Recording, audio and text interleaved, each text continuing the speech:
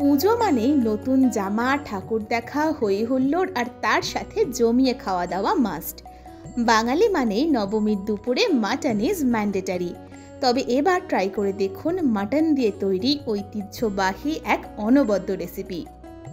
প্রথমে কয়েকটা পেঁয়াজ ঝিরিঝিরি করে কেটে নিচ্ছি। এবার একটি প্যানে একে একে দিয়ে দিচ্ছি তেজপাতা, এলাচ, শুকনো লঙ্কা, মৌরি, লবঙ্গ, বড় এলাচ, দারচিনি, স্টারফুল, জয়িত্রী, জায়ফল, গোলমরিচ, জিরে, ধনে, কসুরি মেথি সবগুলো একসাথে ভেজে গুঁড়ো করে সুগন্ধি গরম মশলা বানিয়ে নিচ্ছি। মাটন চম্পারন রান্নার একটি বৈশিষ্ট্য হলো এটি রান্না হয় মাটির পাত্রে। তাই একটি মাটির পাত্রে ঝিরি করে কেটে রাখা পেঁয়াজ, আদা রসুন কুচো, লঙ্কা কুচো, হলুদ গুঁড়ো, কাশ্মীরি লঙ্কার গুঁড়ো, ভাজা মশলা আর নুন দিয়ে তাতে মাটনটা দিয়ে দিচ্ছি। এবার একটা গোটা রসুন, তেজপাতা, এলাচ, লবঙ্গ, দারচিনি আর লাল লঙ্কা দিয়ে ভালো করে ম্যারিনেট করে নেব সমস্তটা, যাতে মাটনের ভেতরে মশলাটা ভালোভাবে ঢুকে যায়।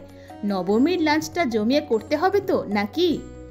এবার একটি প্যানে গরম করে নিচ্ছি স্বাদে গন্ধে পরিপূর্ণ সারফা কাচ্চিঘানি মাস্টার্ড অয়েল। মাটন চম্পারনের এক অন্যতম উপাদান হলো এই সর্ষের তেল, যা এই পদকে করে তোলে সবার থেকে আলাদা। তেল গরম করে সেটা আবার ঠান্ডা করে নিতে হবে। ঠান্ডা হয়ে গেলে সারফার ঝাঝালো সর্ষের তেল ম্যারিনেট করে রাখা মাটনের সাথে ভালো করে মিশিয়ে নিচ্ছি, যাতে তেল আর মাটনের বন্ধুত্বের স্বাদ আরও বেড়ে যায়। ঘণ্টাখানেক পর মাটির পাত্রের মুখে আটা দিয়ে ঢাকনা লাগিয়ে সিল করে নিচ্ছি। এবার কম আঁচে 1 ঘন্টা ধরে রান্না হতে দিতে হবে। মাঝে মাঝে পাত্রটা একটু নাড়িয়ে চাড়িয়ে নেব।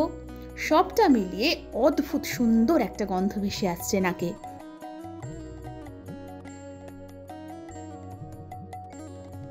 সারফা কাচ্চিঘানি মাস্টার্ড অয়েলের মন মাতানো গন্ধ হাড়ির ভেতর থেকে হাড়ির বাইরে অবধি তৈরি করেছে এক টানটান উত্তেজনা। ঘণ্টাখানেক পর রান্না হয়ে গেলে সিল খুঁড়ে বের করে নিতে হবে বহু প্রতীক্ষিত আজকের পদ।